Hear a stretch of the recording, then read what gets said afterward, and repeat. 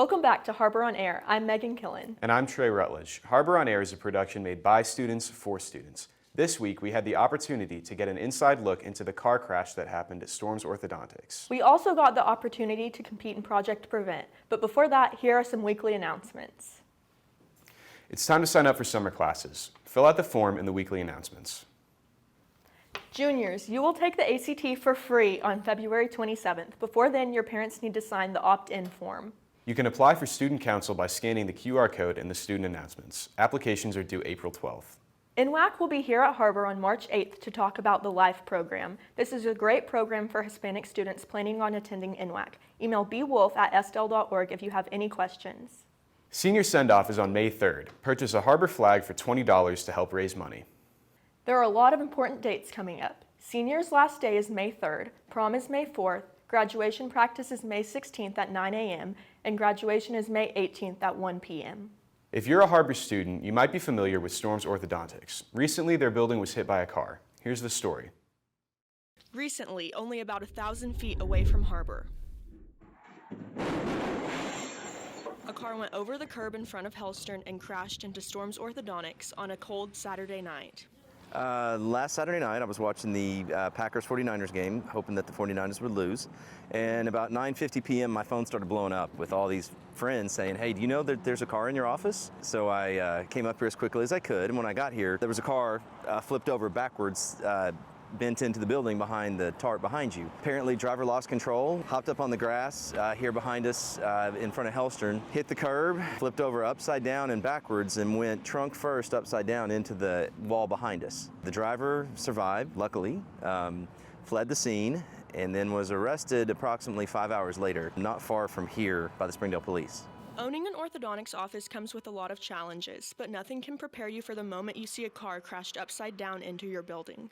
I was just like, there's no way that's the office. And then at first I was like, I hope no one died.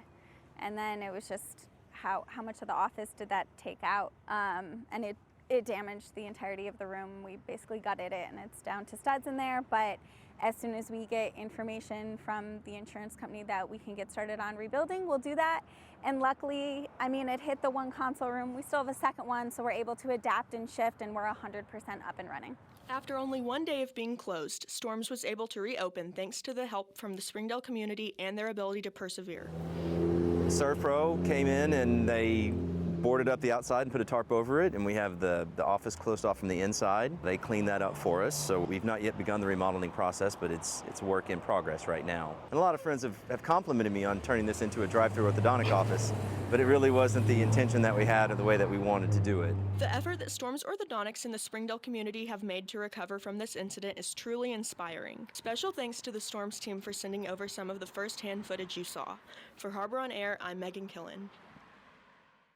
We're glad to hear that Storms was able to withstand this accident without any major issues. We were lucky enough to compete in Project Prevent a couple of weeks ago. We're still waiting to hear back if either of our teams placed, but here are our submissions. So what do you do for a living? I'm really into tar, you know, like clogging arteries and suffocating. Okay. Oh, and I also kill about 50,000 people a year. The cigarette was just being generous here. That's just secondhand smoke in the U.S. Globally, he kills more than 7 million people a year. Well, I'm a student. Oh, hold on. Sorry about that. All right, guys, is there anything I can get you guys to drink today? I'll take a water with lemon. All right, I think I'm okay. All right. Keep the change. So, got any plans for the future? I could get you hooked on nicotine. You'll be addicted for life. I don't think this is gonna work out. Why does this always happen?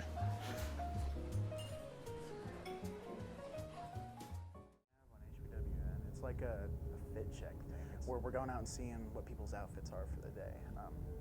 Anyways, y'all ready to go? Yeah, I got my keys, my phone. Yeah, keys, everything like that.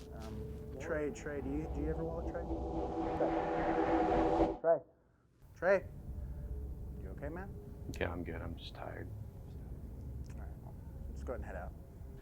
You know what? You guys go ahead. I'll catch up with you later.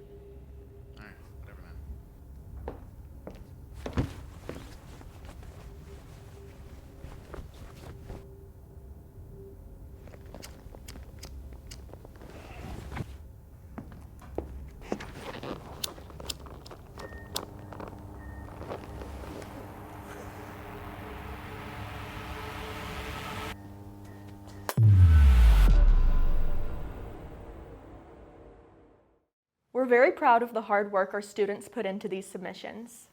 That's all we have for this week's episode of Har-Ber on Air. We hope you enjoyed it. If you have a story you would like to see featured on the show, message us on Instagram or email Ms. Hamilton at thamilton@sdal.org. Follow us on Instagram at Har-Ber Wildcat TV. For Har-Ber on Air, I'm Megan Killen. And I'm Trey Rutledge. See you next time, Wildcats.